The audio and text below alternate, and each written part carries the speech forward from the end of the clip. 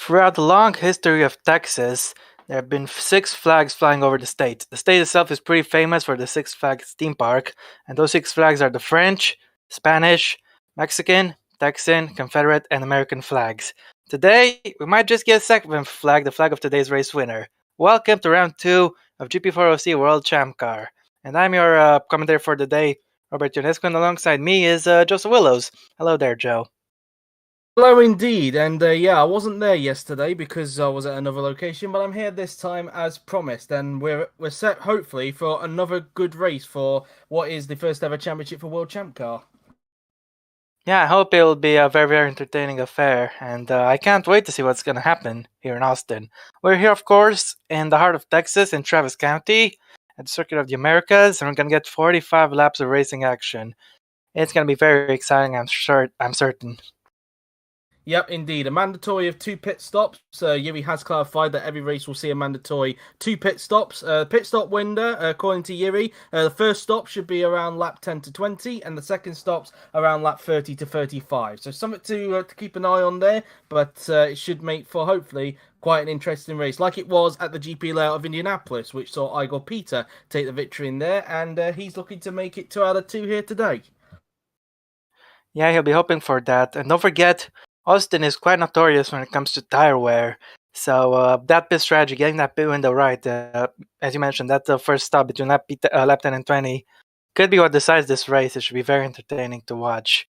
So then, without further ado, why don't you say we take a look at the grid, Joe? I'll let you read the first 4.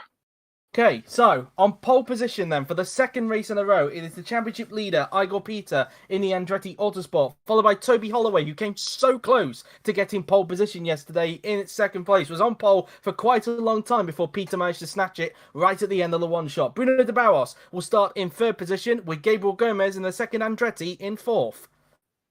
It's Chip Ganassi in P5, that being Zachary Fitzwater, Nicholas Zorbach the BMW P6. Alexander Eric Lucien is in P7, and Sam Thompson, the Ferrari, is in P8. Yes, indeed. Thompson, the Ferrari's clearly struggling around here. P9 is Jordan Howell in the McLaren, followed by his teammate Florian Velko in 10th. The two McLarens locking out row 5, with Rubino Gonzalez in 11th for struggling qualifying for him, confirming Ferrari's miseries around here, and Frederick Soper in 12th for Carlin. Next up, we got the BMW Pyramid of Brian Zolka, and behind him is the other Chip Ganassi of Jean-Pedro Courby. Afterwards, we've got Bartosz Kloss, the Penske, and TJ Bapiro in the Marshank racing car. Kloss, of course, could have had pole yesterday if he didn't mess up at the beginning of sector 2, because he was 2 temps up on Holloway in the first sector. Then we have Simon Well, Mutka. he's got some work to do now. He has indeed. Simon Mutka in 17th for Carlin, followed by Thomas Cassidy in 18th in the second Meyershank racing car. And then we have Manners and Vipers to round off the grid. First of all, we have Francesco La Rosa in 19th for Manor and Bartosz Bracki in 20th for Viper. On the back row of the grid, Rob, it is Yuri Gabriel in 21st and Kim Sung-min in 22nd. Indeed so. Let's have a look at the weather, and it's going to be, well, we might get some rain towards the end of the race. We'll have to wait and see, but we are expecting a dry race to start with, so could be changeable towards the end, Rob. It doesn't look like the greatest chance. I'd give it about 30% of some light rain, or some heavier than that rain. But as long as there's a chance, there's a prospect for a lot of excitement on the way, so I can't wait to see what's going to happen. Indeed so. Well, without further ado, let's get to the second ever World Champ Car race. Or are we? Because Yuri's currently typing something at the moment before we get the race going. So, just wait for that. But Give your predictions in the chat, guys, of course. And the weather graphic will be fixed for next time, said Yuri. But without further ado, it's time to get this rodeo on the road. Indeed. And here we go then. So, it's going to be very interesting indeed to see who's going to get the lead in the first corner. We've got Peter on the left of your screens. We've got Holloway on the right. We're waiting for the 5 red lights to go on, and when they go out, the race will begin. Who's going to take the lead into turn 1? The uphill braking zone. You can brake as late as you dare, and we're racing. It's a good start for Peter. He seems to have gotten a lot of traction. Holloway can't exactly match up to him as he's being overtaken by the Barros already. Holloway with a terrible start there. In fact, he's lost 2 places. We've got a crash at the back. We've got yellows, and it looks like, is that a wheel that's gone off? It's a bit of damage, and it looks like Kloss might have been involved in a collision as well, as is Gonzalez. Gonzalez is out of the race in the Ferrari. And it doesn't look like Klaus has anywhere to go through. He's gonna have to avoid that car, and he somehow survived, but he's dropped to the back as a result of that. Let's see what happened here at turn 1. Let's have a look and see. So, we're right on board with Gonzalez. The first retirement of the day. Not a good start for him. So, Thompson, you can There was see they a had a terrible terrible start. for the Ferrari of Ooh. Thompson there, and Gonzalez just got on a win and slammed it to the back of the McLaren. Then he got hit from behind as well. Barge's close that was, and I've got to tell you, it's both McLarens that have got damage, so it's going to be a double stack for McLaren. We talked about yesterday how McLaren got off to a terrible start to the season. Well, their miseries are going to continue because both Volker and Hal have got to come back into the pits for repairs, I believe. He just spun by himself there. I thought he just lost the rear suddenly before he got collected by Klaus. I mean, as we're going to get a slow-mo, in fact, and it just looked like he. In fact, it was the wing there, look, that he lost it on. So clearly unawares by that. oh my! This is a very bizarre accident. He lost the front end and yet he still spun. Some very interesting physics, but the last Rabino Gonzalez is out, and we got some more cars with damage. As we mentioned, both McLarens have got damage. I think Kloss is very lucky he didn't get any damage, although his race has probably been ruined. Might as well get back to the front. Yuri Gabriel, who's got damage as well. In the fight, so. Gabriel's also got damage. While the two Brazilians are fighting up front, it looks like the Barros is starting to close in on Igor Peters. They now make their way down towards the back straight for the first time today. And I don't think the Barros is close enough this time by, but he is definitely going quicker than Peter in these early stages. If I know one thing about Bruno Barros is that he's going to try nevertheless, so let's see if he can make his way past, though I doubt it.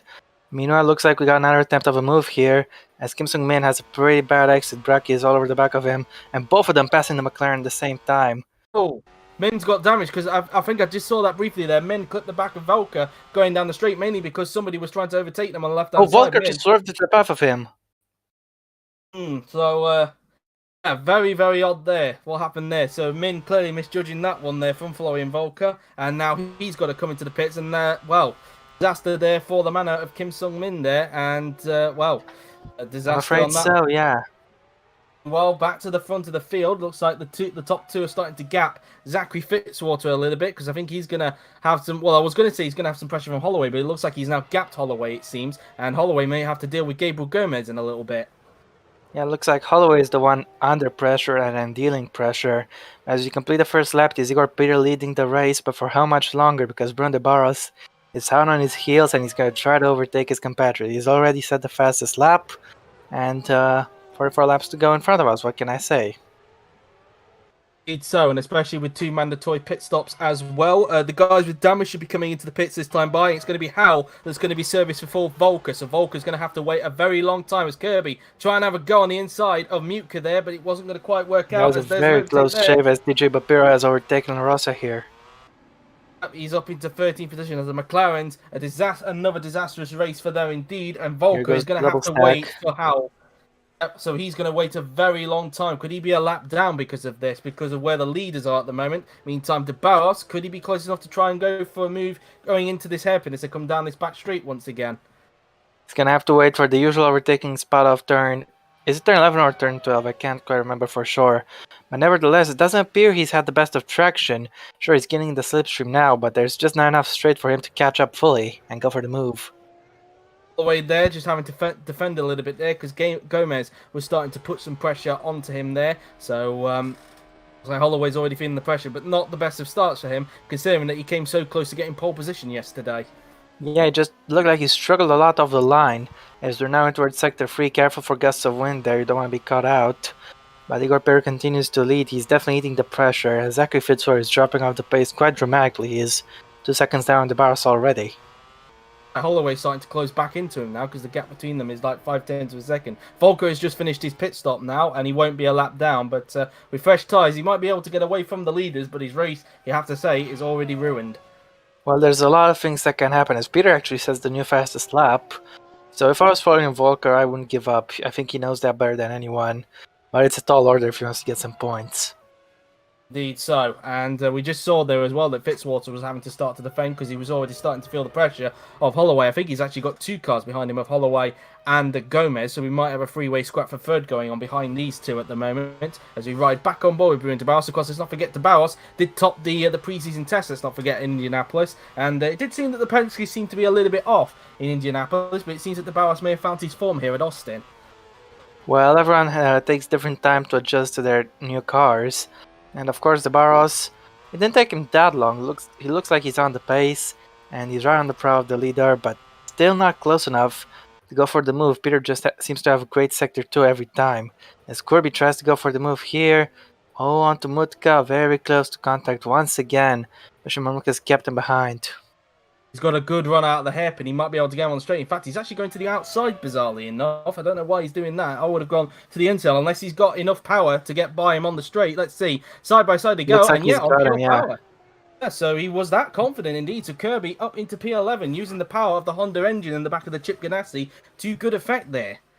Yeah, indeed. Meanwhile, the front two continue to extend their advantage, as this is a Brazilian duel here in Texas, and which one will prevail? The Barros definitely pushing very hard. Let's see if he can take the new fastest lap, and he's got a brilliant exit. Peter, very compromising to turn 21. On to lap 3 we go. Lap 4, sorry. Into lap 4 we go. And the Barros, once again, not quite close enough on by the end of the straight. It looks like he might have a slight power deficit or something like that. Who knows, really? Obviously, the Andretti does have a Chevy engine in the back, and the Penske, unlike in real life, has a Honda engine in the back of it. And who knows, really? Maybe the traction in the Andretti seems to be helping Peter at this point in time. But we have seen in the past, of course, especially in the top class. Oh, he's gone a little deep meanwhile. Well, Bracky's having a go at, I think that's La Rosa in front, but he isn't going to quite able to make that one work. But as I was saying, normally after the pit stops, we normally see quite a lot of overtaking, especially around when the top class go around here. We normally see that people like to stay in a single file before the first round of stops, and then we see a lot of the overtaking happening, mainly down to the fresher tyres. Yep, that's right. And if you remember the 2015 race, which was utter chaos, you can see a lot of overtaking once the tire difference kicks in. And that's what makes this track so entertaining. Indeed so. And meanwhile, we're riding on board with Toby Holloway at the moment. As you can see, he's got Zachary Fitzwater right in front at the moment. And I think it's kind of a similar story to what's happening with the top two at the moment. Holloway just can't seem to find a way through on Fitzwater at this point in time. Not right now, but he's got plenty of time in this race. And of course, Holloway trying to make up some ground that he lost at with that awful start. As Bracky's turns to the outside now, switching back to the inside. And still can't find a way past La Rosa here. No, definitely not. And both of them, of course, powered by a Mercedes engine, so they both have the same power plant in the back of their cars. So there's not going to be an advantage or a disadvantage down the straight. It's all going to be down to how much they've set up their cars for straight line speed, really. Igor, Peter, and Bruno Barros once again evenly matched in the previous lap. It's a half-second cushion. That's all Peter's got, but he's making it work for now. The Barros is going to have to try to find some more pace if he wants to overwhelm him, especially on corner exit on the straight. Indeed, and that's probably, obviously, it's all going to come down to traction, I think, between these two, because we've seen a few times that Peter has been able to get better traction than what we've seen from de Barros at this point. It's Bracky and LaRosa continue to battle, and this time Bracky has got the move done. Up into P15 goes the Polish driver, or as people have nicknamed him, the Wikipedia expert. They really call him that. Well, nevertheless, he's got the place, but looks like Rosa isn't done just yet. He's going to try to fight back in towards the middle sector. As here we have Zachary Fitzwater, and here we don't have Zachary Fitzwater because we're looking at Toby Holloway. Indeed. Is he close enough here? I don't think he is. Zorbach might be trying to push and get a little closer to this train of cars. We'll see.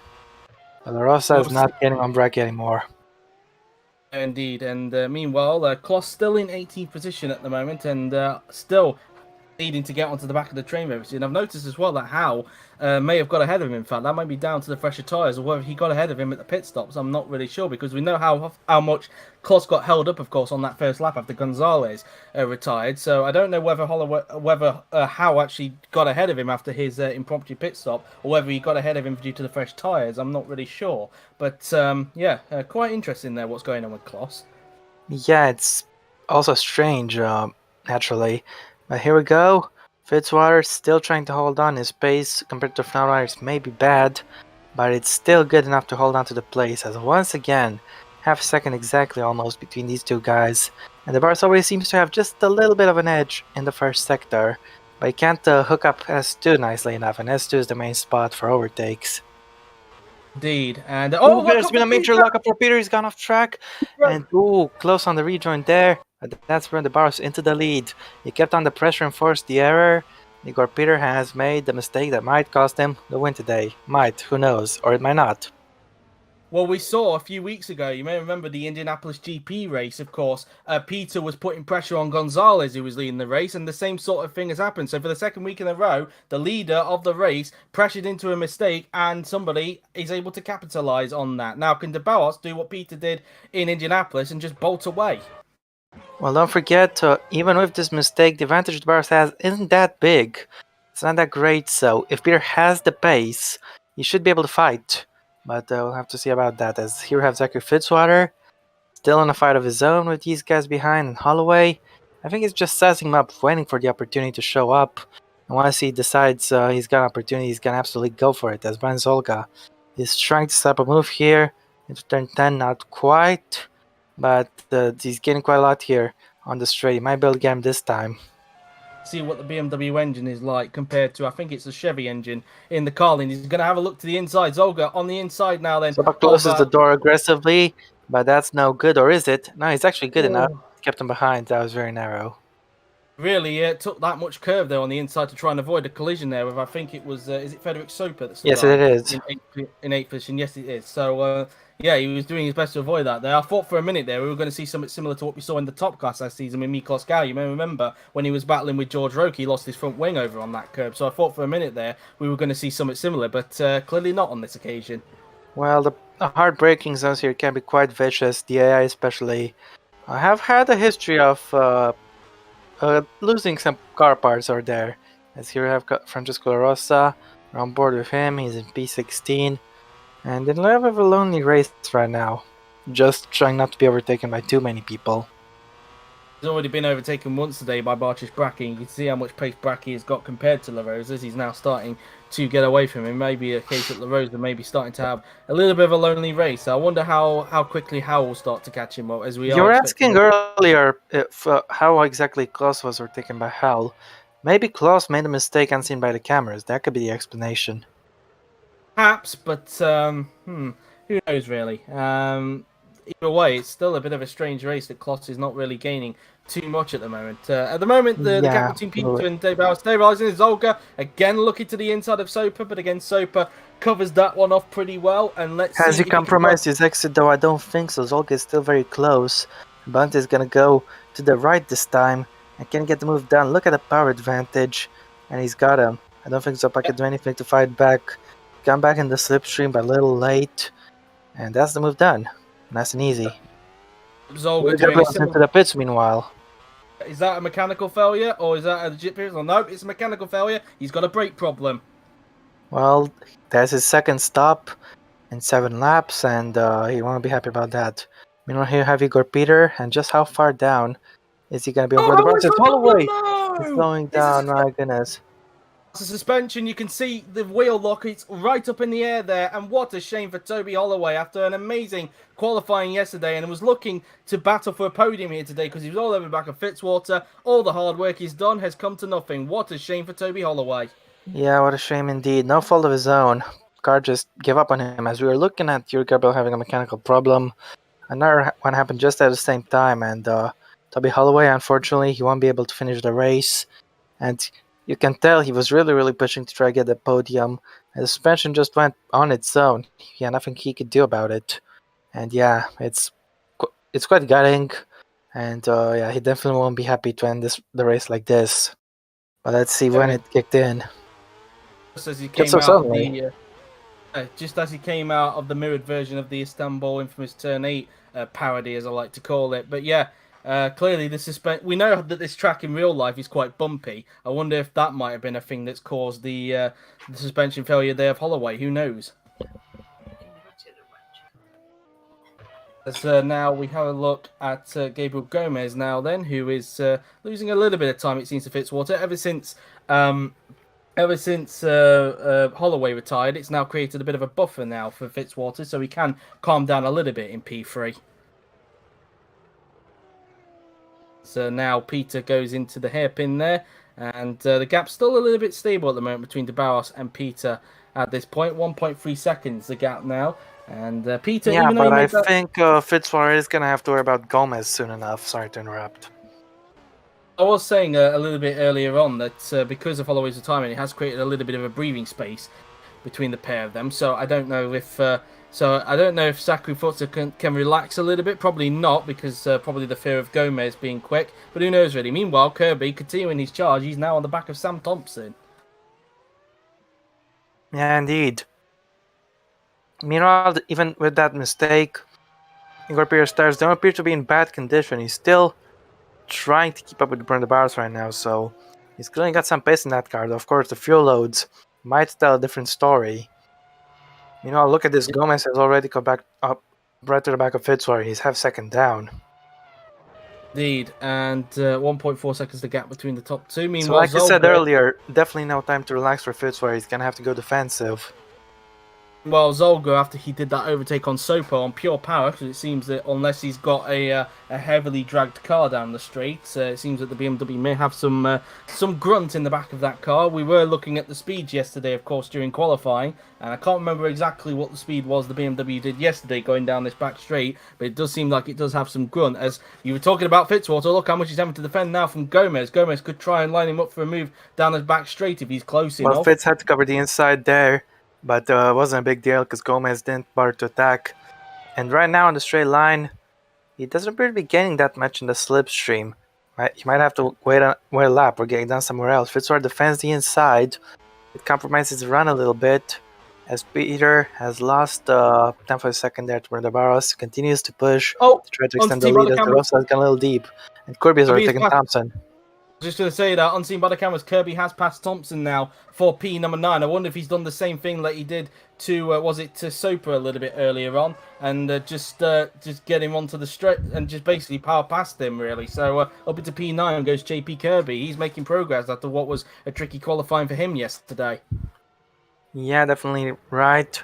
Meanwhile, we are looking at Zachary Fitzwater, and he's had a terrible exit from turn 21. This could be Gomez's opportunity to pounce.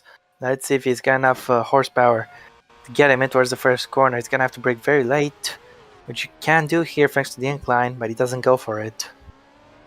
Oh, and, we saw again Fitzwater was defending, so he's definitely feeling the pressure from Gomez. We're now at lap 10. Now, this is where Yuri said where we could see some pit stops starting to happen. The proper pit stops, not ones that are not... impromptu, that's the word I was looking for. But at the moment, we're not seeing any of the front runners have a pit indicator next to their name. So that's going to be something. We might have to wait a little bit as Fitzwater under heavy pressure at the end of Sector 1 in towards the downhill braking zone.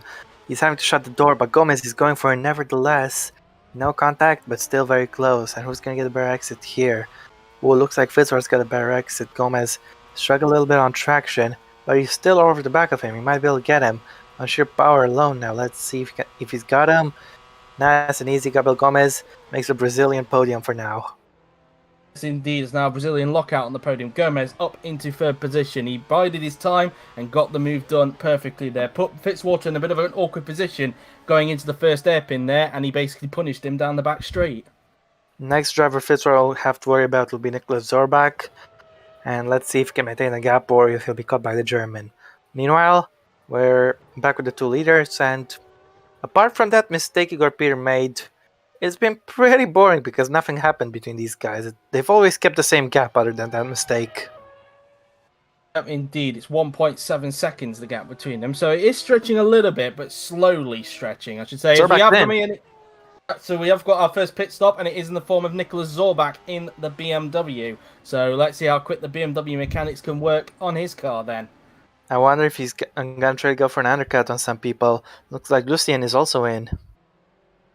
As the mechanics get to work on his car now then. Alex Everett Lucien in the Peugeot, as Rob just mentioned there, also in the pit, and obviously it's quite a long pit stop for the Indy cars compared to the top class because they do refuel in this. 9.5 seconds for Nicholas Zorbach and 8.5 for Lucien. He goes 1 second quicker, but because of the garage advantage, he had to wait for Zorbach before he could get back on to the racetrack there. But a very quick stop from the Peugeot mechanics. That doesn't look like a massive gap anyway. Looks like both these guys, meanwhile, are going to emerge in front of Francesco La Rosa, so They're not going to have to worry about traffic as Gabriel Gomez is pushing to try to get the gap on Fitzwater. Indeed so, and it looks like he is starting to create a gap between himself and the Australian at this point in time, as the two leaders are still It's been a way lap out since in he's front. passed him, and he's got almost a full second advantage. Meanwhile, Frederick Soper is coming into the pits this lap as he's currently under pressure from Joao Pedro Kirby, who again is making a charge at this point in time. Pedro Kirby, it's fair to say, on this stint, really flying as TJ Papero is also coming into the pits this lap for Meyershank Racing. Yep, I think Kirby has been pushing quite a lot. As here we have our good Peter. Ooh, almost went deep there, but he's coming in. Peter in the pits this lap. Is De Bouwers in or has he stayed out? De Bouwers has stayed out, so De Bouwers is going to stay out a little bit longer than Peter. So this may be Peter's chance to try and maybe gain back onto De Bouwers, as he'll have fresher tyres for at least a lap or so compared to De Bouwers. Yeah, but you need to keep in mind he can't use those fresh tires if he comes out in traffic. So where he emerges will be critical on if he can get the undercar or not. Indeed, and it's a 9.3 second stop for the Andretti. It's 2 tenths quicker than what the BMW mechanics were able to do with Nicholas Zorbach's car. And let's see where Peter is going to emerge then after this pit stop. As mentioned, Soper in the pits, and we are expecting TJ Papero to also be in the pits for Meyershank Racing. And I think he's going to come out in 7th place. He just comes out just in front of Mutka. Just ahead of Simon Mutka there. So P7 for Igor Peter, and he's got a clear track in front of him. That means he's free to push. Zopa has had an 8.8 second stop, but Pedro is also in. And that appears to be it for this lap. As Zorbach is in a little bit of traffic, he's got Bartosz Bracki to deal with, and not just him. Yeah, indeed, and Bracki, of course, probably going a lot longer now after he had to make I think he had to make an impromptu pit stop. No, he didn't. That was his teammate who did that. I apologise. But yeah, so let's see how the fresher tyres work in the favour of Nicholas Zorbach. I do wonder if Soper had to wait there for one of the cars to come into the pits there, because he did finish his pit sure. stop. I do wonder. Maybe that's going to cost them a bit of time once everybody makes their first of two mandatory pit stops in this race. Then Cassidy's gone defensive in the previous corner, but his exit was pretty good. In fact, Zorbach's got a much better exit than the car he's chasing. He's going to go for the move on Bracki right now, and I don't think there's anything the pole can do to keep him behind. Zorbach's got the streamline speed advantage and the tire advantage, and on the brakes, he's made the move stick, though Bracki made him work quite hard for it. He had to make the move, really, because you just saw there that right behind him, Alex-Eric Lucien, who also pitted on the same lap as him, was right behind us. Gomez is in the pits. The second of the Andrettis is now in the pits, and so we're very interested to see what Gomez does after this pit stop. Yes, indeed so. The former Indy 500 winner and DTM champion is in 8.8 seconds. Pretty good, considering the stops we've seen so far today. And let's just see where he's going to emerge. Peter's already gone past. He's not going to be a threat for him today. Mutka is also in the pits, and Gomez rejoins in 7th. I do believe that Zachary Fitzwater is coming into the pits this lap for Chip Ganassi. It's now Zorbach on the inside now. Then have Thomas Cassidy for P number 8. Can he get the move done? Yes, he can. Meantime, just behind, Alex-Eric Lucien puts the move on Bartosz Bracki. Up into P10 he goes. Well, he cleared the car, and at the exact same time, Zorbach put another car between the pair of them. So if Lucien wants to get Zorbach, he's going to have to worry about another car. There, as Mutka emerges just in front of Jordan Howell there. As Howell there was being overtaken, but I think that was TJ Papero who was getting by him there. Now, was correct, Fitzwater is coming into the pits this lap for Chip Ganassi. Yep, indeed. Let's see if he can hold on to 4th, or if Zorbach was able to gain anything on him, as Thompson has just dropped down to 6th. He's just been overtaken by Igor Peter there, who's on fresher tyres, so not real too much of a surprise. Meanwhile, Lucien again, with his fresher tyres, it's now his turn to try and pass Thomas Cassidy, and then he'll try and get onto back of Zorbach. Although, if he can't get him now, he might be in trouble, because Zorbach will pull away. Lucien is going to send it.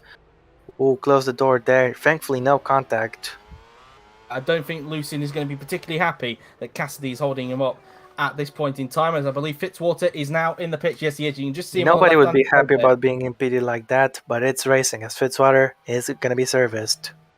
Fitzwater in the pits now then for Chip Ganassi, and let's see how quick the stop will be for him and the Chip Ganassi mechanics, as he'll get a top up of fuel before his second pit stop later on. 8.2, that's actually quicker than Gabriel Gomez's pit stop by 6 tenths there. He might be fueled relatively light, but this in a bid to try to jump Gomez? No, that he had no shot at doing that. But look out, Zorbak is coming, and who's gonna be in front? This could be very close, and Fitzward only just stays in front. The traffic came to his rescue there, I think, and also that amazing pit stop as Cassidy is into the pits. So that now releases Lucien, who got held up by him for quite a while. Is now Peter on the back of Joao Pedro Kirby. I'm not sure if Kirby is pitting this lap in the Chip Ganassi. Nevertheless, he is, yes, he but Peter has been pushing very, very hard. I think he's definitely going to jump from the Barros. But once the Barros pits, don't forget he'll have the tire advantage. Yes, he will, and he'll have to close back in. And I do wonder when DeBauer is actually going to pick, because he has stayed out for quite a while compared to Peter. As he goes late on the brakes compared to Kirby, but Kirby's but not he going to let can't him get the go. job done. With that tire advantage, that should have been a very easy pass. But Igor Pierce stumbling a little bit, and this is obviously going to help the Barros. It is indeed, because the more that Kirby holds him up, the more advantage he's going to give to DeBauer once he makes his pit stop. As now Soper trying to power his way through past on, I believe this is Bartosz Bracki he's trying to get by. Could be wrong on that. Either he's way, going to send it inside, but it's not going to work. He's going to stay behind for the moment, as Minna's got by on Howell for the meanwhile. As DeBauer again continuing to stay out for another lap. He still hasn't got the pit indicator on his screen. Yeah, looks like he was fueled heavier than his competitor earlier. Joao Kirby is in, and La Rosa has just gone very wide, but keeps Bartosz close behind him at the very least. I wonder if that was because Muke had just got by him there at the hairpin, and it's put him that could be the reason. It's now put him in the clutches of Bartosz Kloss. I'm just going to keep an eye on where Kobe rejoins, because let's not forget on the previous stint he was flying. Let's not forget.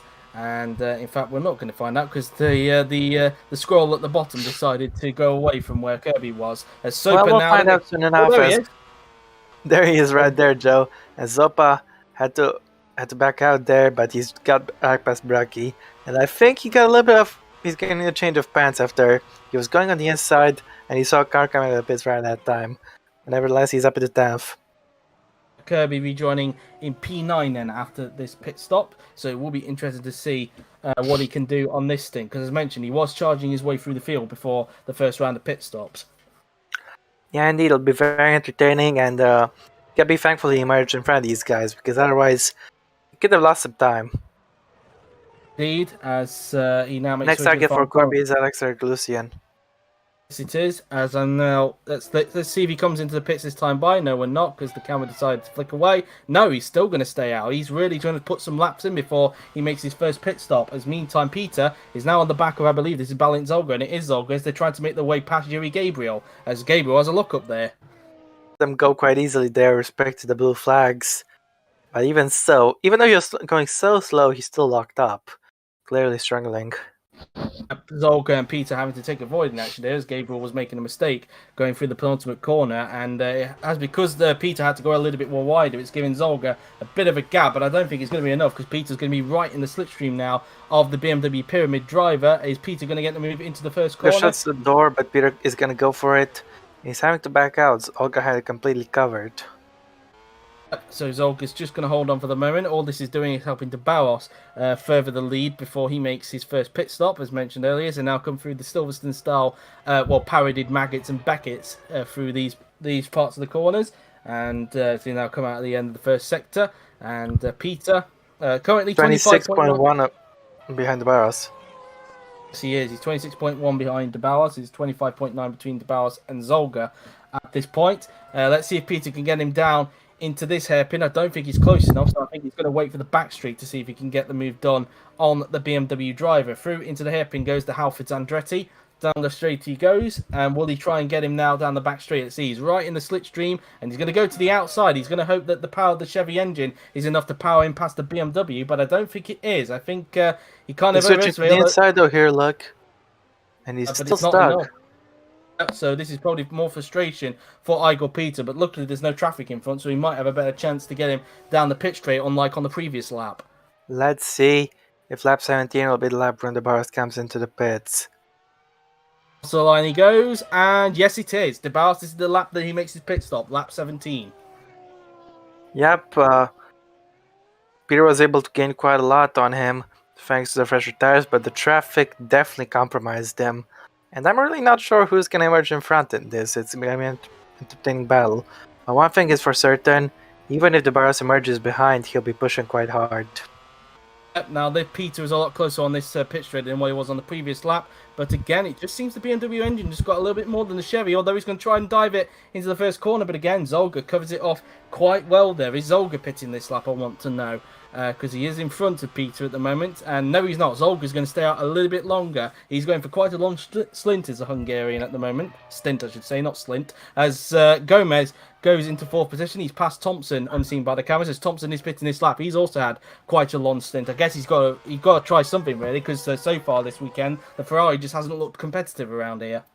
Yeah, indeed. BMW Pyramid ought to tell Zolga that he has to make at least 2 stops, because if I didn't know any better, you'd imagine he'd be going for a 1 stop with fuel like this, but that's not allowed here. You gotta go for 2. And yeah, it's a very, very interesting strategy. I think Peter is finally gonna get him this time, or is he? No, Peter's still going to be stuck behind, or is he going to try and go for it into the hairpin? He thought about it, but again, Zolga just shutting the door there on the championship leader, the early championship leader, I should say. And that's another second in the Barros' pocket as he comes into the pits. 28. We're saying the gap was 26 just a lap ago. Now it's 28 seconds. Barros is definitely going to emerge in front. I think Peter might have to worry about Gomez actually catching him. You said he wasn't going to encounter him today, but he just about might.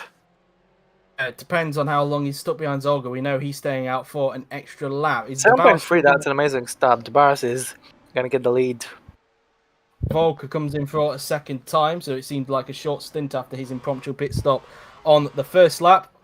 As they come down the straight now, in fact, I think it's going to be a little bit close, but I think De Barros is just going to about to do it, and yes, he is. De Barros still emerges. And Peter sees De Barros up the hill there. Oh my goodness. If he gained just 1 or 2 seconds more, if he wasn't beaten by Zolga, he'd still be leading the race, but how much is he cursing at him? And now De Barros with a massive tire advantage, right? 6-7 laps, and be able to blow away no problem. Zolga is now pitting this lap, so I bet Peter's wishing he did that the previous lap. And, well, he's probably not going to have any kind words for Zolga after this race, that's for sure, as Thompson is now in the pits. Yeah, indeed, I think Peter tried to give it everything in that bold strategy, but traffic is always a risk, and he wasn't able to handle that risk well, I'm afraid. Yep, Thompson, meanwhile, emerged in 11th after his pit stop, so he's still just outside the points at this point in time, as De Barros is looking to pull away a little bit further during this extra lap that Zolga is stuck that Peter is stuck behind Zolga at the moment. Here goes Fitzwater making the move. Or I should say putting a lap. He's just put a lap there on Yuri Gabriel, as Peter's still stuck behind Zolga, but at least he'll be relieved to know that 2 seconds De Barros gained in just sectors 1 and 2 alone. Zolga, as mentioned, he is coming into the pits this lap, so he will be relieved of the Hungarian, but I bet he's still not going to be happy with him, and now he's got to find time again to try and get him back onto Bruno De Barros, but given De Barros has got fresh tyres, that's not going to be easy for Peter. Peter's got a 5-second gap to Gabriel Gomez. I'd be more worried about that if I were him. And we'll keep an eye on that gap, of course, as Zolga is finally going to come in. Here we have Bartosz Bracki trying to go for the move, and I believe that is La Rosa. Setting up nicely, good exit here, and let's see, can he get on traction? Peter is finally back in second, but he's lost so much damn time. Yep, as meanwhile, look at Kirby, he's on the back of Zorbak. He's already overtaken Lucia, and he's already... Now he'll be trying to pass Zorbak as Bracki sends it and fails to overtake La Rosa. Kirby wasn't able to get Zorbat that time. Zorbat, has he? Because they're going side by side, I think, Kirby and Zorbat. Why we're not looking at that battle, I am not sure, because they were quite close to turn 1, they were, as Zolga rejoins in P9. And I think, yes, Kirby is up into P5. He's got the move done, and up into P5 goes the Brazilian. He got him into the first corner. Meanwhile, Peter lost 4 seconds a lap in the previous lap. He was 2 seconds down on De Barros when De Barros came out of the pits, and then at the end of the lap, he was 6 seconds down. So the traffic has been an absolute pain in the rear for him. 5 now for the 2 Chip Ganassi drivers, as Kirby continuing to progress after his tricky qualifying yesterday. If this is a Brazilian 1, 2, 3, 4, I'm not saying I'm going to lose it, but it will definitely be very entertaining. As we got yellow. Oh no, it's Fitzwater, yes, you just said that. It is a Brazilian 1, 2, 3, 4 now. Oh, what a shame for Fitzwater. He was having a very strong race, and the man who a lot of people believe is probably the unluckiest driver in the OC, once again, his bad luck comes back to haunt him. Yeah, I'm not sure I can say much more than that. And this was, I didn't even mean for it to be a jinx, but unfortunately, it looks like I've jinxed our good friend Fitzroy. The Bus has the fastest lap, but Zachary Fitzroy, what happened to him there? Let's have a look as they come down the straight. It seems to be a sudden failure, like we saw with Holloway a little bit earlier on. And there you go. And well, it did say on the graphic, although I didn't quite see what it said that was the issue there, because there's so many things popping up on the steering wheel. But it's happened on the straight, and what a shame, because it was looking like it was going to be a strong finish for Zachary Fitzwater. And I think did that say suspension? I think. Yeah, it did. Meanwhile, Thompson's no, just been passed by, is that TJ Bapero? don't think he did, because I think he was actually trying to attack Pepero. I saw it on the left-hand side when they overtook Fitzwater. I think that's more Thompson attacking Pepero for ninth place, because he is on the fresher tyres. But as I was saying, that's the second suspension failure we've had today, because Holloway's retirement was also caused by a suspension failure. Yellows have been lifted, of course. Here we have Gabriel Gomez trying pretty hard to push and chase after Igor Peter. Indeed, is now Zolga on the inside now of Soper into the first corner, and with the fresher tyres, he is through P7 for the Hungarian. These guys have already done some battling, and once again, round 2 goes to Zolga as well. Indeed, as Barch's Kloss is now in the pits after Wild Thompson there, getting very close to the rear end of TJ Pepero there. Thank God that didn't come to anything. But I must say, for the Meyershank guys, Pepero having a very good race, because they were nowhere in the last race at Indianapolis, but it seems so far they're currently fighting for points in this race. This is the what's so great about GP4 OC. You can get a lot of progress overnight, pretty much, or it can take a really long time. In Meyershank's case, looks like they've turned the wick up a little bit. It seems so, and it seems maybe this track is suited more to the Meyershanks. Now Zolga once again trying to. In fact, Soper actually repassed him on seen by the cameras. Where on earth did that happen? Zolga, but either way, Zolga's repassed him on pure power, and it was a mistake from Zolga. He's done the same thing that we saw Igor Peter did, but a little bit more dramatic. And at a little later corner, I think. And yeah, he's gone extremely wide there. And even so, he was able to get a position back just a few corners later, showing just how big the tire advantage is. Rosa is now in the pits for the Manor team. I had to think there which one of Manor and Viper. Here goes Thompson. Again, can't get by on Pepero. Pepero doing a defensive masterclass on the moment on the Ferrari. Thompson, of course, got a podium last time out in Indianapolis, but today, as we saw all weekend, 11 seconds, no way. Bruno Barros has gained so much in Igor Peter. It's insane. Because how much the fresher tyres mean quite a lot around here.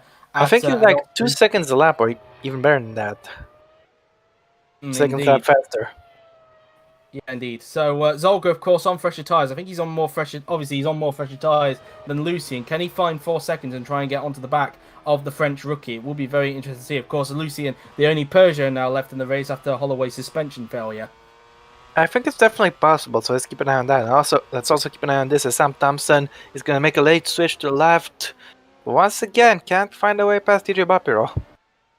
Pepero again doing a very good job in the Meyershank race car, as the Bauers, thanks to the fresher tyres, continuing to build the gap out in front. It's now up to 12.4 seconds between the top two, 4.4 between the two Andretti's at this point in time. I wonder if Kirby has the pace to potentially gain time on the Andretti's. I'm not sure. Zolga puts just 10 seconds down on Gomez. I think he might have a shot. See, and look how much Zolga's already gaining onto Lucien. He's gained so much time. It was 4 point something, I think, between the pair of them, and now it's already down to 1.2. So Zolga, clearly leaving his strategy quite late, absolutely flying on the fresher tyres and already starting to get onto the back of Alex Everett Lucien. New tyres are overpowered, confirmed. Indeed. But we're now approaching the halfway point of the race, on lap 22 or 45. Thompson, can he get the move done? The Ferrari power, I don't know what he's set up for the straights, but it seems like he's not doing well. He's gonna go for it.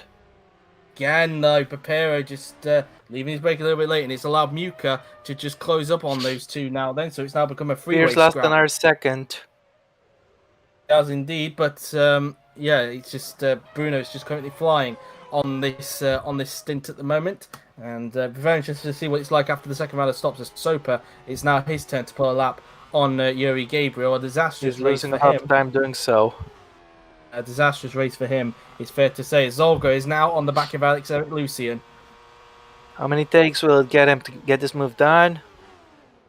Seems Well, like more it than could just just. one. And Oh actually, they crashed. no! Oh my Oh, goodness. it's not the way to do it, and I would not be surprised if Zolga gets a penalty for that, because that is not great racing indeed there. Zolga and Lucian out of the race, and, well, that's not what we like to see at all. I understand he was in a rush to get in a lot of position. He didn't have any patience. But come on, you need to have some patience. Don't go all out on the first move you make. And Zolga definitely went all out here. And I don't really think I have to say anything. This was a very avoidable collision. Yeah. For Okay, Zolga. yes, it will be for Zolga. Yeah, so I don't know if the I presume Yuri's muted because he normally keeps himself muted. But we've got confirmation that Balint Zolga will get a 5-place grid penalty for the next race at Road America, which will be in 2 weeks' time. So 5-place grid penalty for Balint Zolga at Road America in 2 weeks. So yeah, I think fully deserved there, Rob. Yeah, I'm not sure what he was thinking there. He had a massive tire advantage. He was, what, 3 seconds a lap faster? He could have gotten it down any corner of the racetrack, and he chose to go for the first opportunity and took them both out. Indeed, and it's As allowed as a Papyrus had a result. pretty bad accident in the meantime, Thompson might have his shot here. Let's see. That collision put him above them 2 places. Let's see if Thompson can take that P7 what it is now. And as a result of that retirement, is Thompson, is he going to get him this time? By again, Pepera holds on. But I was just going to say, as a result of Zolga and Lucian retiring from the race, that means that both Persians are now out of the race. Both Maya Shanks are now in the points because Cassidy is now into 10th position.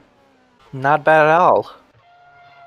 Indeed, so already becoming a better race than what Indianapolis was for the Maya Shank Racing team. And clearly the Shank boys doing a very good job indeed. 19.6 seconds now, the gap between De Bauer and Peter at this point in time. De Bauer continuing to fly out in front. Is Thompson going to try it into the last corner? Nope. Again, just That was a constantly very big ask, but it was never gonna happen. Let's see though if he can pull something off in towards turn 1. He's already pulling out the slipstream and gonna go for it. Lay on the brakes while Beer shuts the door early. Thompson doesn't even think about it. indeed. And well, again, just constantly finding a way through. Clearly, the Ferrari engine, or maybe his setup, holding him back down the straight. As Bracky is actually now fighting for points in the Viper. I only just realised this Viper could be fighting for points here. Down the inside, he goes on Cassidy. Side by side, he's got him. Nicely done.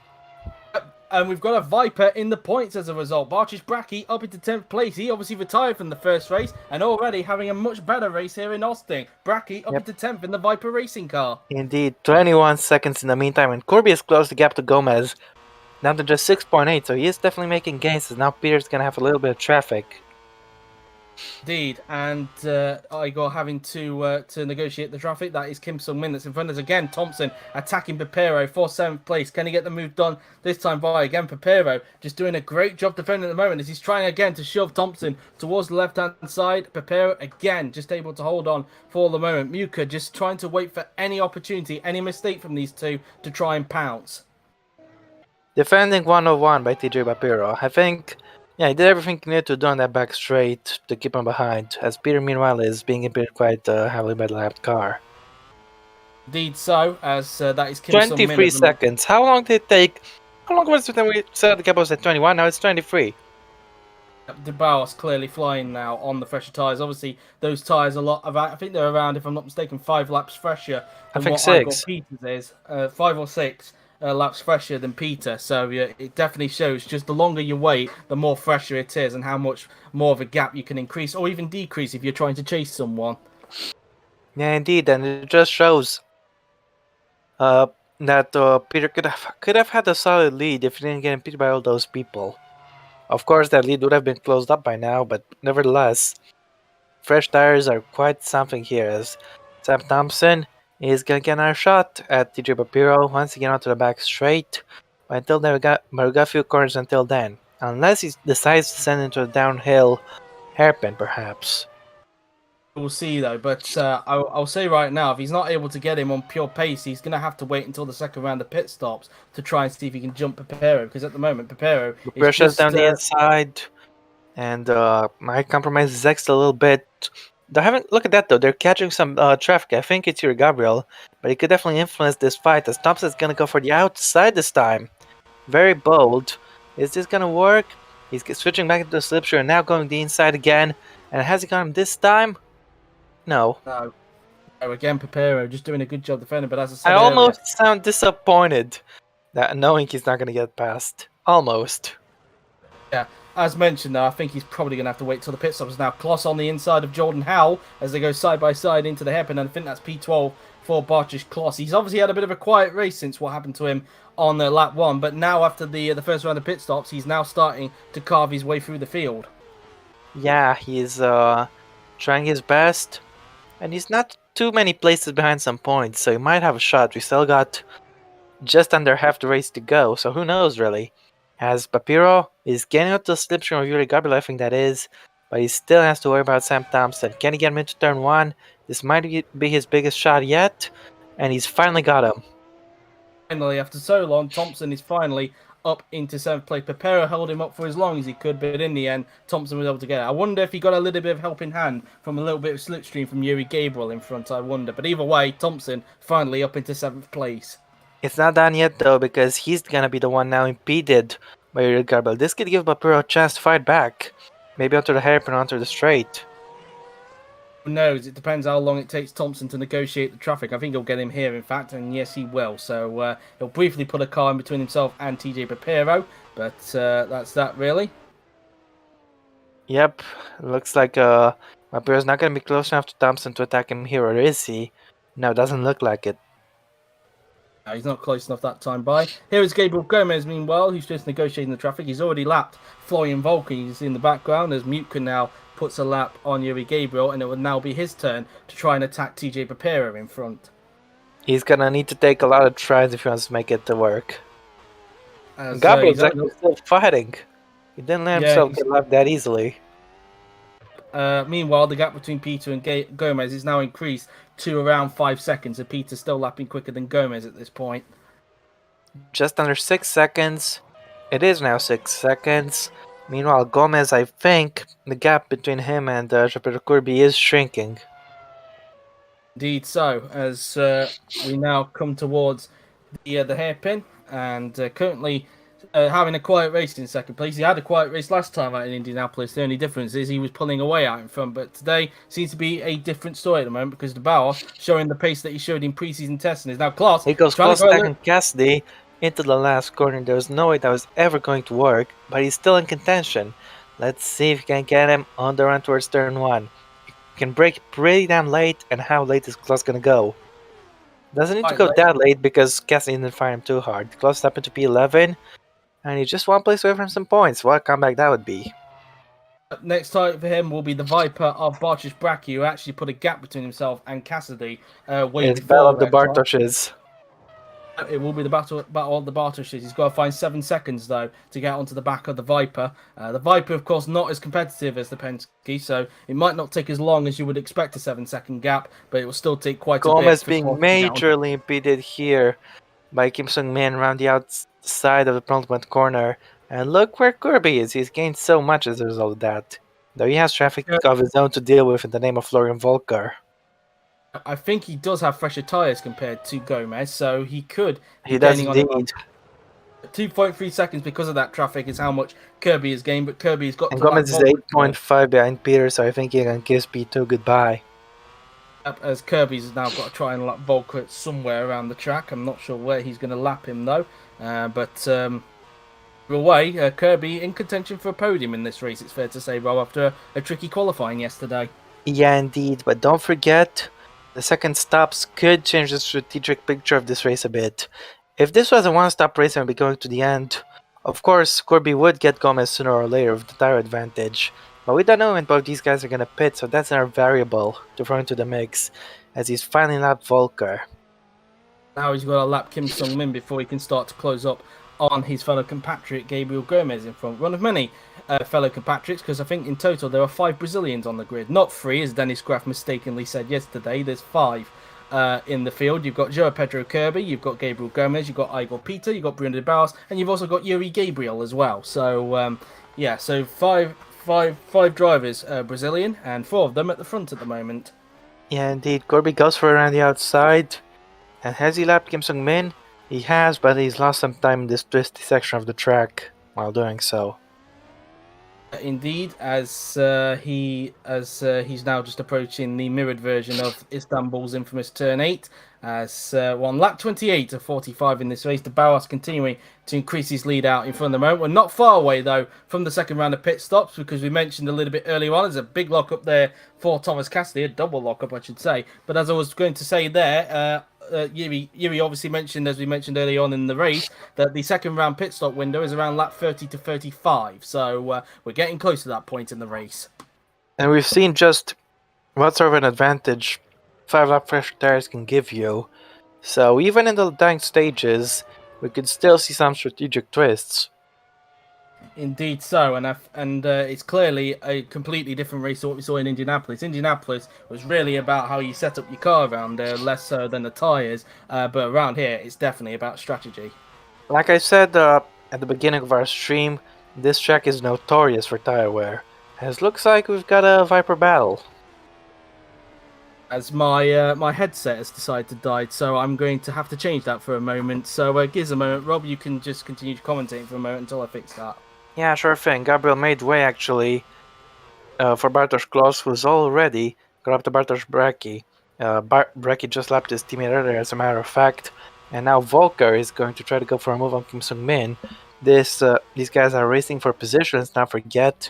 It's a pretty lowly position. Volker still gets in and is up in the 15th place at the hairpin.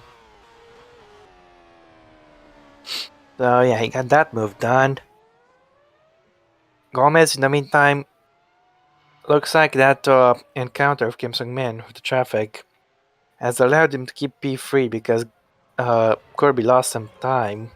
So his push has faltered a little bit, but I wouldn't be surprised if he resumes it. We'll keep an eye on the gap of as Gomez starts lap 29.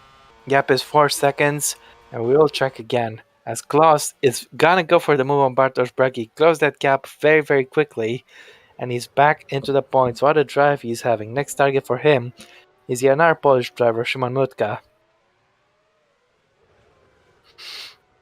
So yeah.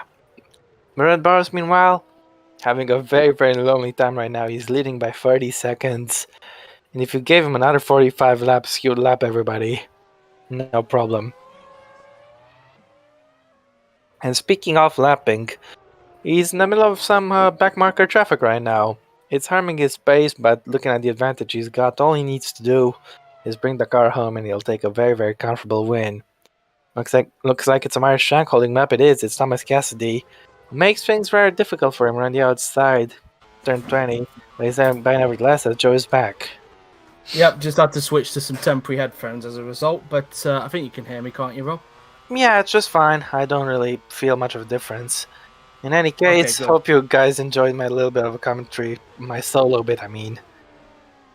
Indeed. As I did see what was going on in the corner there whilst it was going on, it looks like Kloss is now finally into the points. A bit of a shame for Bracki, really, given the car he's in, but still a good race for him nonetheless at the moment.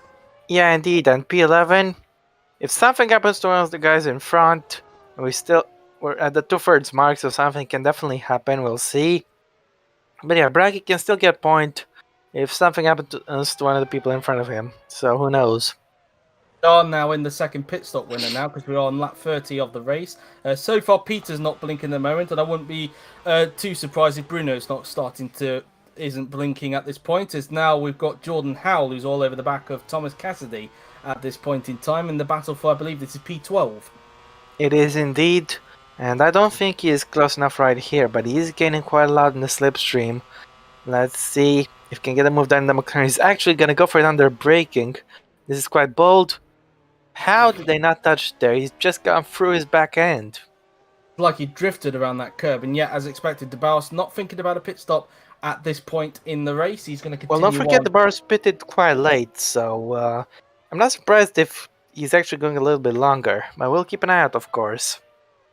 Indeed, as he now makes his way through the triple right-hander there before making his way into the final 2 turns on the racetrack now then, as he now makes his way towards the final corner and onto the pit straight he goes. Let's see, will he pit next lap or will he continue on for quite a while? We won't find out, of course. We know that Gomez is not pitting, so neither of the Andretti cars are pitting on this lap as De Barros has just started lap 31 of the race. So 15 laps to go here at Austin. Yep, indeed, as Kirby continues to make progress, but not so majorly. The gap is 3.4. Last time we checked, it was 4 seconds exactly. So while he is gaining, Gomez still has Gomez could still end up with an advantage from the pit stop stages. Good, not saying he will. We'll have to see, of course, as Peter is now starting his own version of lap 31. Will he decide to pit next lap? And no, he won't. He's going to stay out a little bit longer. So they obviously fueled him quite long for this stint on the previous pit stop. Yeah, indeed. The thing is, even if the Barros were to pit now, he would still emerge in the lead, such is the immense gap he's got. As Cassidy goes very defensive, and Hal once again somehow does not run into the back of him. Some very weird physics there. Maybe using a teleportation technique or something. I don't know how that car isn't hitting the back. I don't know how he's not hitting the back of the other car, but he's gonna go for the move now. Thomas Cassidy, who shuts the door into turn 11. Oh, that was more close to contact there. Hal, by the way, is pitting this lap, but Hal is getting very close to knocking that front wing off the McLaren. It seems Hal is gonna go for the undercut, but he's really trying to get this move down on track. A little bit to his detriment, though. Kirby, meanwhile, gap just under 3 seconds. He's gained a little bit more now on Gomez. The gap now 2.9 seconds. As Mutka is in the pits, so he's the first of the top 10 to make a pit stop. It shows how much De Barros is dominating this race because he's not that far away from lapping the top 10. In fact, he will lap the top 10 for a brief period because Mutka is in the pits and now Hal is in the pits. Yeah, indeed. Looks like Cassidy will be losing that P12 once he comes in. I don't see any way he can survive the undercut. As here we have Igor Peter. Looks like he's behind Francesco La Rosa, is that? It is. He's making way, though a little more trickily. Indeed so. As we're going to see if anybody else in the top 10 is pitting. It looks like not. Meanwhile, Thompson is now on the back of Frederick Soper now. So this is the battle for 6th position. After spending so long being stuck behind Bapero for quite a while, he now wants to have a chance on Soper now. As meanwhile, Kloss is actually starting on to Bapero. Yeah, he's not really far behind these guys. I think he might challenge for P6 come the end of this race. Good Bartosz Kloss, which would be quite an incredible comeback. Gap down to 2.6 seconds now between Gomez and Kirby. It did go up a little bit in the previous sector, so that does indicate to me that Kirby's strongest sector is the final sector. Yeah, that could be the case. He's just gained a 10.5 here in Sector 1 meanwhile. Barros again still not thinking about pitting this time by. And he's going to continue on for at least another lap before he makes his second pit stop of the afternoon. As here is Jordan Howell. Yeah, he's now on the inside of Francesco La Rosa. Can he get the move done on the Manor? He's on fresh tyres. Bracky's in. Yeah, Bracky, who is in the Viper, is currently in the pits. Is how going to leave his braking late. He is, and that is the move done for the McLaren driver. He needed to get that move done if he wanted to get the jump on Cassidy.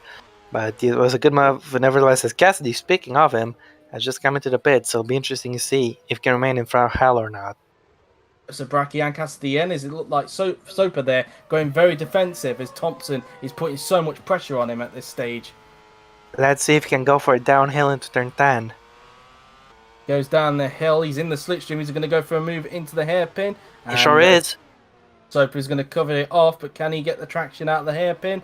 Or is it not going to be enough? I think Soper's got better traction, but will he have enough slipstream to try and get by him down the back straight? He's in the slipstream. Is he going to look to the inside or the outside? He's going to go to the inside. Down the inside goes the Ferrari driver, and I think he's going to get that one easily done. Breakers here. Can Thompson take it? Yes, he can. Up in P6 he goes. Bit of a simpler move there, unlike with Pepera a little bit earlier on. So he's up into 6th place, and he's ahead of Soper as a result. As Howell, meanwhile, has got ahead of Cassidy after the pit stops. So he made the undercut work just fine.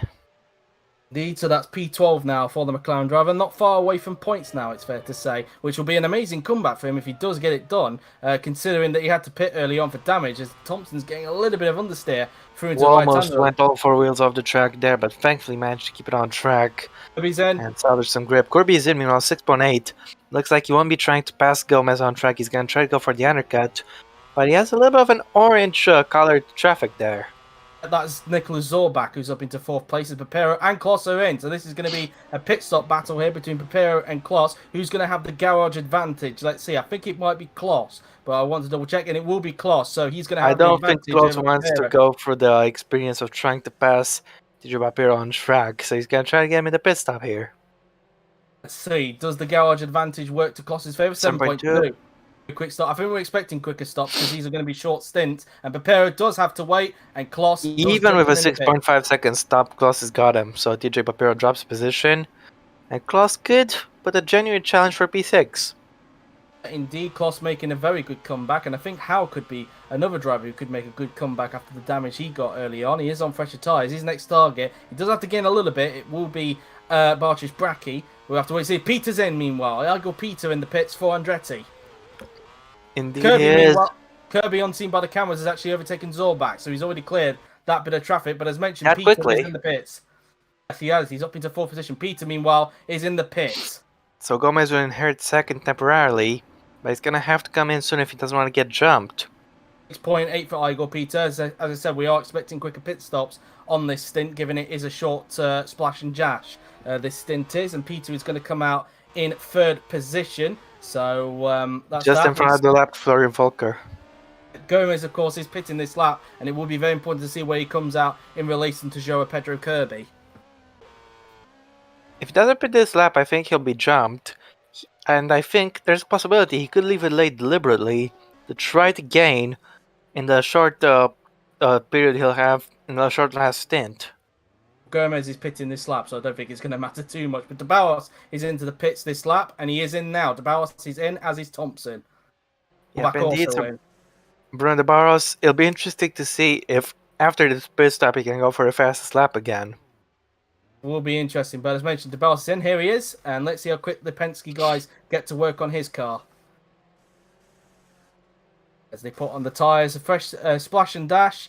And it's going to be a 6.6 second stop, a very quick stop for the Penske guys. Not the quickest we've seen, but still a quick stop nonetheless. Well, they're not putting a lot of fuel in the car, so stops are quicker towards the end. As Gabriel Gomez, to compound his misery, is going to be impeded here by Francesco La Rosa. And I think he's definitely going to be jumped by Corby now. Well, he's coming into the pits this lap, as you can see with the indicator on the right side. He's not going to be impeded too much by La Rosa as he comes in. Now, the question is, where is Kirby out on the racetrack? Can Kirby get himself onto the podium, or will Gomez just do enough to stay in front? He will have fresher tyres compared to Kirby. I think about 2 laps fresher than what Kirby has got. Those 2 laps could help him overwhelm that tiny disadvantage he had in pace earlier. We'll see. This could be a very entertaining end to this battle for P3. But the bigger question, 7.2 stop meanwhile, how much was Corby impeded by Zorbach? This could be crucial as Gomez prepares to emerge from the pits. Well, he already got by him quite quickly as he actually got out in front, because that's P4 for Gomez. Is that Kirby? It is. Kirby has jumped him. Miles in front. Gomez will now have to rely on his tire advantage if he wants to get him. Yep, so 10 laps with those 2 lap fresher tyres for Gomez to try and get hold of Kirby. But as a result, Kirby is now onto the podium. Yeah, indeed. But can he stay there is another question. Looks like he gained 6 seconds on the previous lap because the gap was 26 seconds when last checked and it was now 19. Or 20, so he gained 5 seconds. Meanwhile, the Carlin is in the pits. And so it'd be very interesting to see where he emerges after this pit stop. He is looking good for some points, is Soper. So looking like another good race for the Carlin boys. Yeah, totally. Meanwhile, Kirby has found himself in P3. And all he needs to do is drive 10.5 laps and he will finish that P3. But Gomez, it'll be now his turn to chase. He was the hunted. Now he's going to turn hunter. But does he have the pace to make that work? Soper rejoins P9, so Kloss actually gains another place after the pit stops. Kloss is now P8. There's a very serious possibility that Bartosz Kloss could actually finish P6 in this race. And let's see if that's going to happen. Meanwhile, it looks like Bartosz Bracchi will be impeding Bruno Barros shortly as he's about to lap him. But I think it's looking pretty good for Debaus at the moment, as long as he doesn't have any problems whatsoever. It's now coming through the final two turns goes Kirby, and it'd be very interesting to see what the gap is like between him and Gomez. It's 5.5 seconds, it looks like.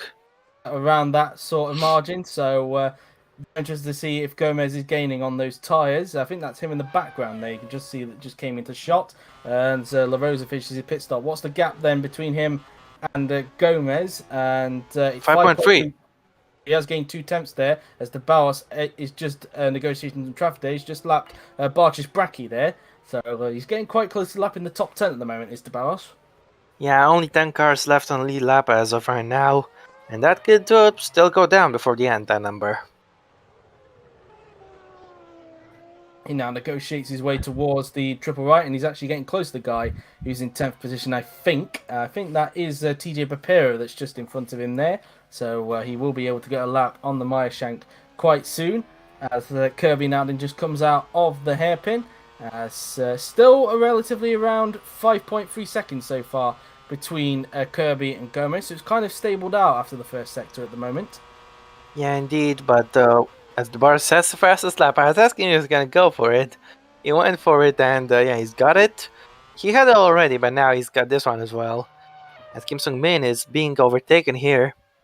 He's been lapped there by Nicholas Zorbach in the BMW. Yep. So Zorbach putting the lap there on Kim Sung-min, who's just having quite a lonely race in 16th position. Here is Igor Peter having a lonely race in second place. I guess he's just trying to bring the car home to the finish now and just get the points as he can, because he will still lead the championship, of course. I think he will extend it. There goes Klaus, trying to go for 7th on Felix Zoppa. Has he got him? Don't think he has. I think Sober just shut the door on him, and he has, but he might get a good run of him down the straight. We know how powerful the Honda engine is in the back of those cars. Can Kloss get the move done on Mutka? I was on Mutka, sorry, not Zoppa. But this is an old Polish bell. He's already got him. He's got him on the straight there. So Kloss up into 7th position. And there you go. So easy move done there for Barch's Kloss. And now it may be time for the two Carlins to go into combat, as they will both be battling for 8th. As That could be the case. In fact, I'm going to bring this up now. De Bauers, he's not far away from lapping his own teammate. Never mind that. I think the bars could lap everyone by the top 5 if this keeps up. Indeed. And I think he's overall, it's just been a brilliant race for Bruno De Bauers. I'm going to actually quickly double check, because I know that he obviously won in BECC, but I'm trying to figure out if he won a race. 5 seconds meanwhile the gap between Kirby and Gomez, so Gabriel Gomez definitely pushing hard to close that gap down. But does he have enough pace in him? Going to double check, because I know that Bruno De Bauers did win in BECC, but I'm just trying to check when it was in BECC that he won. So just going to quickly double check on that now on his Wikipedia page. It's going to take me a bit of a while because there's so much detail on his Wikipedia page. 2019 was the last time he actually won a race. It was at the GP Arena layout of Silverstone when he won. I think it was the feature race, if I'm not mistaken. Although I was on there just a brief moment ago. I don't know why I just clicked off it there just to question myself. It was the feature race. So that was the last time. He hasn't won a race for nearly 2 seasons. So he'll be back to the top spot for Bruno De Bauers if he can keep this up, as the two Carlins are now into combat. Yeah, indeed. And they're gonna have to keep wary, because here comes the barrels we've been talking about for so long the past minute. He's gonna go and lap these guys. But first, they still got a little bit of a cushion to go and do battle. He goes up on his compatriot and teammate. Has got Mutka. No, he hasn't. Looks like Muka's just going to hold on for the moment. And maybe Soper may want to use De Bauers as a bit of a favour to see if he can try and get by on Muka. But where is De Bauers going to lap these guys? Let's see. If I was Zoppa, I'd make way now in the corner and wait for Mutka to make way on the straight, and that's when you go and strike. What is Zoppa going to do? It doesn't look like he wants to make way for the barrels. He has no intention to let the leader lap him. He's going to go for the move. He's actually going to lap him here then. So let's see if Soper is going to use De Bauers' solution to get himself close to the back. Can he do the same strategy I suggested? Looks like he might be doing it here, you know. Going to go for it down the inside. It's going to leave it quite late. Keep it tidy, boys, your teammates. But isn't able to make the move stick. Looks like they listened to you there, Joe. They kept it tidy after all.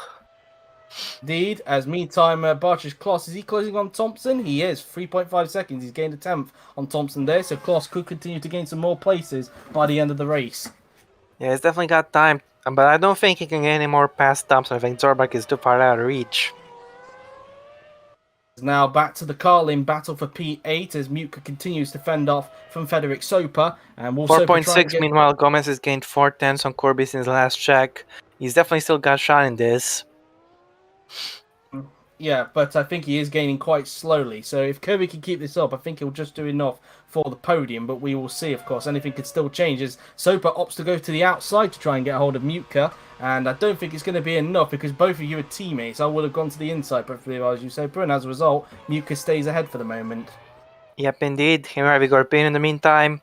He's been pretty much lonely ever since his traffic encounter with Zolga. And he cursed at Zolga, Zolga got upset, and Zolga messed up and crashed. So yeah, I think you remember the famous team radio call with Alonso and regarding Palmer in Italy? You know, Palmer has retired Karma. I think that might be a similar reaction to Igor Peter on hearing that Zolga is out. Or I'm not sure really, who knows. Probably, who knows, really. I don't know if Zolga has if Peter has a similar... Peter has a similar mentality to Alonso. I'm not sure. But anyway, back to the Carlin battle. There's actually a bit of rain on the camera, in fact. Now, we did talk about this earlier. There was on the rain indicator some rain towards the end of the race. But I think, to be honest with you, I think it's a little bit too late for the track to wetten out, Rob.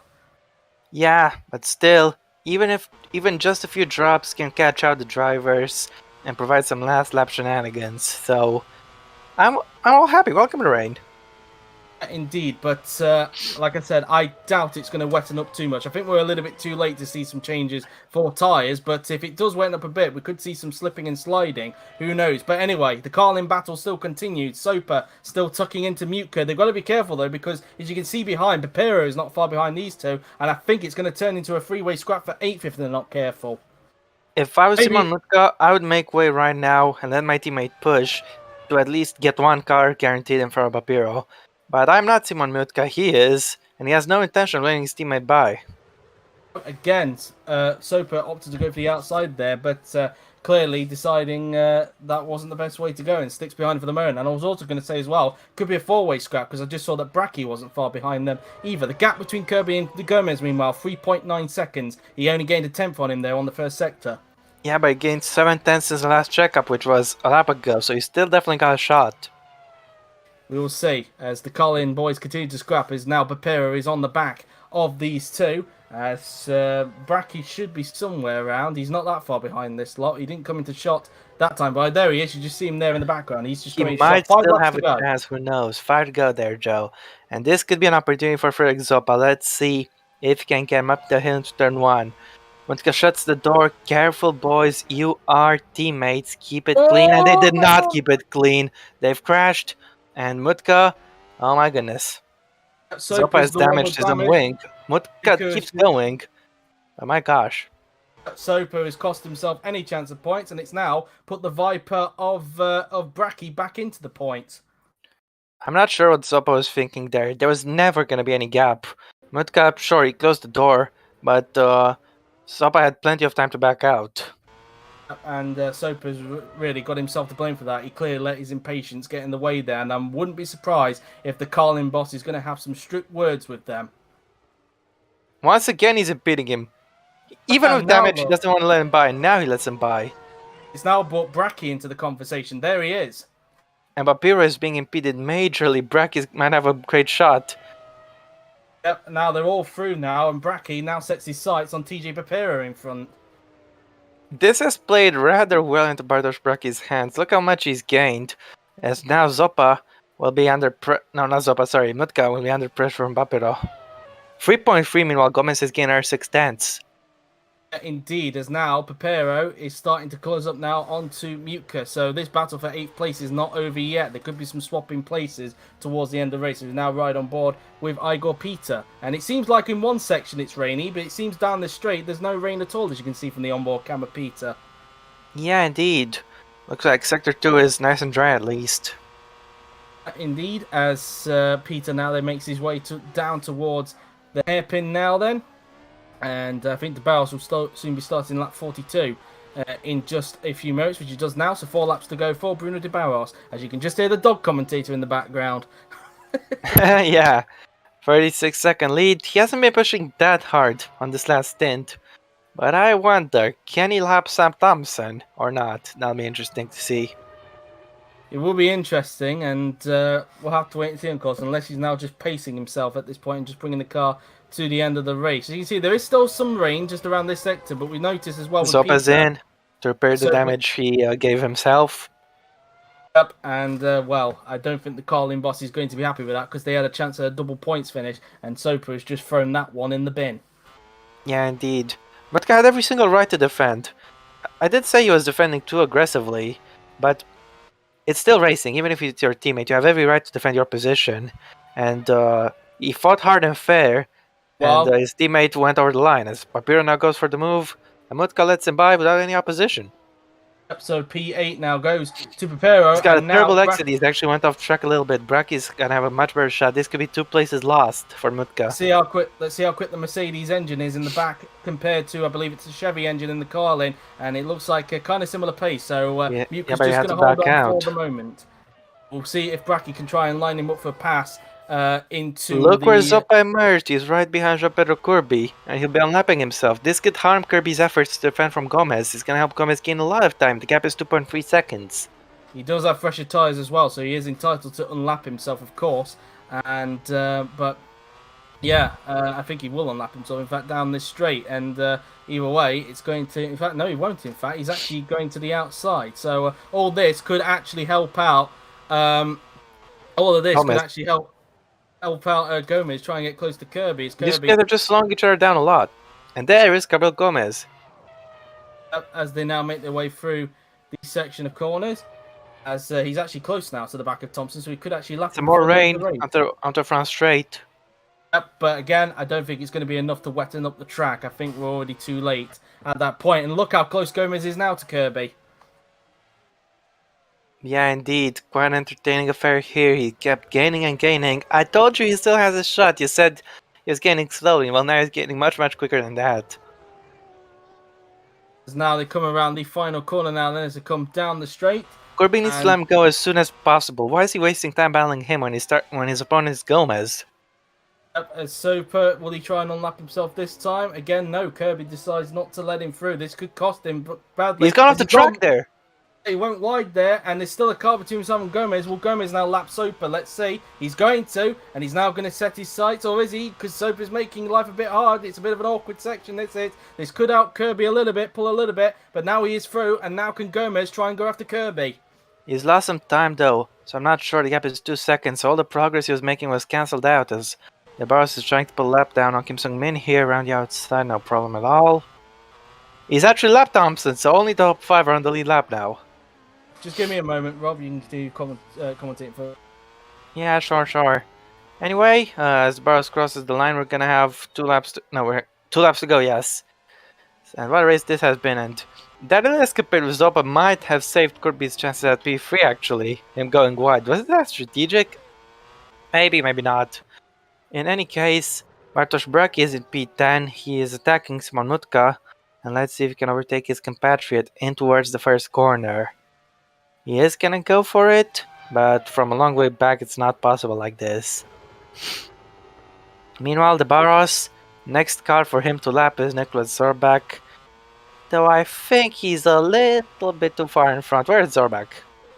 If he has any chance of lapping him. Who knows? Who cares? Brenda Barros has driven an excellent race and he's going to take a very well-deserved victory as things stand. And I'm back now as Welcome back. as we're close to the lap. As meanwhile, Soper trying to unlap himself again here. And Looks like Zopa hurt Gomez a lot more than he was supposed to hurt Kirby.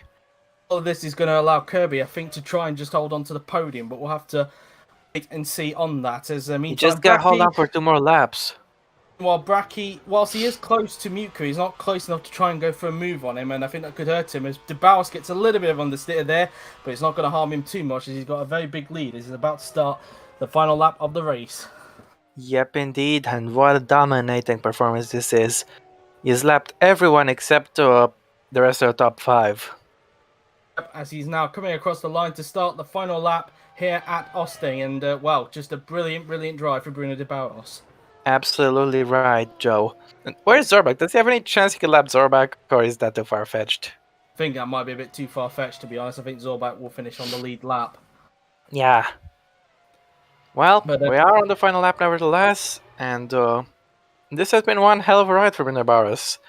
I think this was a very, very, very strong performance. The strongest I've ever seen him, and he's been here for a very long time. Indeed, as they now make their way through these section of corners, de Barros just bringing the car home now. He doesn't need to do any unnecessary risks. Just bring the car home, and that will be 25 points bagged right there. And I think, in fact, it will be 26 points, if I'm not mistaken. He does have the fastest lap, yes. I think he does have the fastest lap, if I'm not mistaken. Can we just quickly double check that, Yuri, whilst you're there? Yes, he still has the fastest lap of the race, and as expected, the track is not wetting up. Although it is raining, it's not going to wetten up, so it's going to be a dry end to the finish. But de Barros, relatively dry.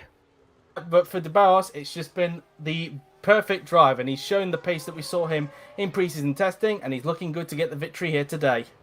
I think it's a whole lot more than just the pace he showed in pre-season testing. This was a whole other level. And I spoke earlier about 6 different flags over Texas. Well, it looks like we are going to get the 7th flag. It's going to be the Brazilian flag for P1, P2, P3, and P4. But most importantly for P1, here comes Bruno de Barros for his first win in World ChampCar. His first win since BCC 2019. It's Bruno de Barros who wins in the Lone Star State. He wins at Austin. Yeah, indeed. Congratulations to Bruno de Barros. It's P6 for Sam Thompson, and Klaus didn't only just manage to not get 6th in the end. He finishes in P7, but a good comeback nonetheless, even though he got lapped by his teammate. TJ Papero, very good drive for him. He's going to get P8 in this race. Defensive masterclass for him. And he's going down the pit straight now in the Honda-powered Meyershank, and it's going to be P8 for TJ Papero. His first ever points in the OC. Well done to him indeed. And Meyershank's first points of the season. Mutka just going to hold on for P9, and well done, Bartosz Bracki in the Viper. He picks up 10th place, a point position for Viper. Well done to him indeed. Yeah, very well. And I told you, if something happened to one of the guys in front, he would be able to get points. Well, it happened. Zoppa went for a crazy move, and as a result of that, Bracki moved up with the points. Very well done for the Polish driver. As Roberto Kurbi will just hold off Gabriel Gomez right at the death of it. P3 for GB Kirby. Well done to him indeed. A podium place for him. P4 for Gabriel Gomez. Yuri Gabriel gets P17. Another disastrous race for him. Francesco La Rosa will pick up 14th in the Manor. Manor will probably be a little bit disappointed knowing that Viper have got a point in this race, but there's still plenty of time for them to get points for the remainder of the season. Yeah, that's true. Rosa down the pit straight, and that's P14 for him. And Florian Volker, a disastrous race for him. After what happened to him on the first lap, he's going to finish in 15th position. P5 for Nicholas Zorbak, another good showing for him. P5 for him in the BMW, and that's that then. They are everybody finished, and Bruno de Barros is your winner here at Austin. Yep, I don't think I have any complaints about that performance. That was just sublime. He won by 40 seconds. 40 seconds in a 45-lap race. And even start on pole. That was just an absolutely amazing drive from Bruno de Barros. But here we have the results. It's the Brazilian top 4 lockout with Bruno de Barros, Igor Pira, and Roberto Kurbi taking the podium places. Gabriel Gomez in the second, and Jerry is P4 with Nicholas Zorbak, the only other car on the lead lap in P5. The only not Brazilian on the lead lap there. Sam Thompson is P6 lap down with Bartosz Klos 7th, TJ Papiro with a brilliant drive in P8, Szymon Muka P9 with Bartosz Bracki. Taking points for Viper in P10. Jordan Howell is 11th. It's Thomas Cassidy in 12th with Frederick Zopa, costing himself points in 13th. Francesco La Rosa 14th. Florian Volker, a race to forget for him in 15th. Kim Sung-min in 16th with Yuri Gabriel, a race to forget for him, the final finisher in 17th. With your retirements being Alex Eric Lucian, Balint Zolga, who's got a 5-place grid penalty for Road America in 2 weeks. Zachary Fitzwater in 20th. Zachary Fitzwater, Toby Holloway, who had the suspension failure, same as Fitzwater, and Rubino Gonzalez, who crashed out on lap 1. And your fastest lap, who gets the bonus point, it is Bruno de Barros. So the full 26 points going the way to Bruno de Barros. Obviously, he doesn't get the pole point, of course. That went to Igor Peter yesterday. But still, 26 points going in the bag for Bruno de Barros. It was never in doubt. That's all I'm going to say.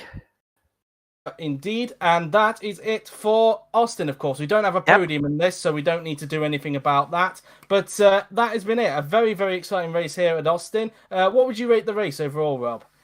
I'd say I'd give a solid 7.5 out of 10, maybe 8 out of 10.